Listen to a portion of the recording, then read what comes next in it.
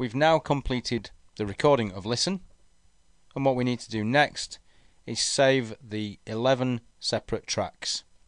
The way we can identify each of the tracks is through the use of the cue markers which appear at the top of the screen.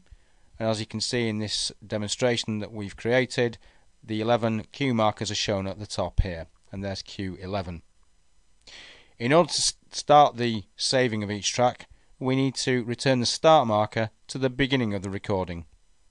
In order to do this, move the mouse pointer to the bottom left hand corner of the screen where the transport controls are located, and if we left click on the previous cue button as shown here, with each click you'll see the start marker moves from right to left through the cue points that have been created.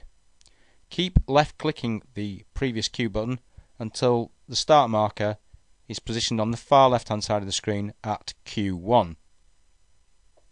We now need to move the mouse pointer into the left edge of the screen, into the very thin grey border area just outside of the Cool Edit window. At this point we need to left click the mouse button and keep it held down. Don't release the mouse button at this point. If we slowly move the mouse pointer to the right, you'll see the area turns white, and when we reach the next cue position, in this case cue 2, you'll see that it almost snaps into position. This is the area we want to highlight. If we go too far either to the right or to the left, it doesn't quite line up with the cue position. At this point we've highlighted the area between cue 1 and cue 2. We're now ready to save this area as the first track. If you should accidentally make a mess of things, what you can do is left click on the yellow arrow and reposition the start marker, move the mouse pointer back into the grey area, and repeat the process by left clicking, holding the button down and dragging it across until you reach the next cue position as shown here. Once you've highlighted the correct area, left click on the File button and move the mouse pointer to the Save Selection option.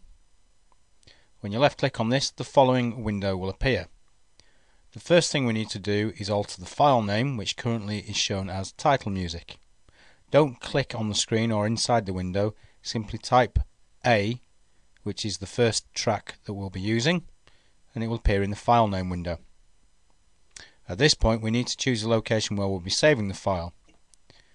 If we click on the downward pointing arrow, we can see a list of locations where we'll be saving the file to.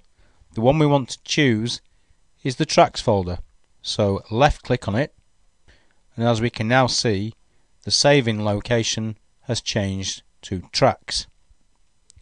We now need to check that we'll be saving it as an MP3 file, and once we've confirmed that, we can left click on the Save button and the file letter A will be saved into the Tracks folder.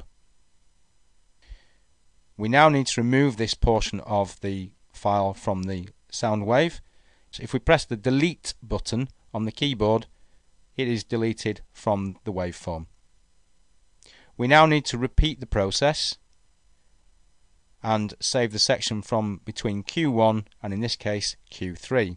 So again, left click in the thin grey area outside the waveform and slowly move the mouse pointer across until it snaps into position at cue 3. Click on File, move the mouse pointer down to the Save Selection option and left click on it. When the window opens, the first thing we need to do is change the file name. This time the file letter we'll be using is B, which is the second track that we'll be saving. As you can see, file A is already in this location as we're still in the Tracks folder, as it remembers the last folder that we've saved into. At this point, just check again that you're saving it as an MP3 and then left click on the Save button to save B into the Tracks folder. Don't click anywhere on the screen, simply press the delete button on the keyboard and that file is removed from the waveform.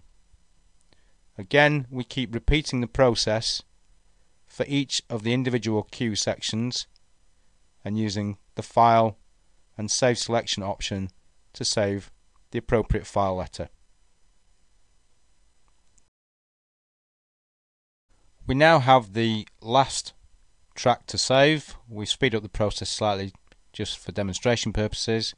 So again, we left click in the grey area, we drag the mouse pointer across to the far right hand side of the wave, which is the end of the recording. We click on File, move the pointer down to Save Selection and left click, and when the window opens, as you can see, all the tracks we've been saving up to this point from A through to J will appear in the tracks folder. We now need to type in the file name for the last of the tracks, which will be K, and once we type that, we can now save the file by left clicking on the Save button, and the file will be saved in the tracks folder.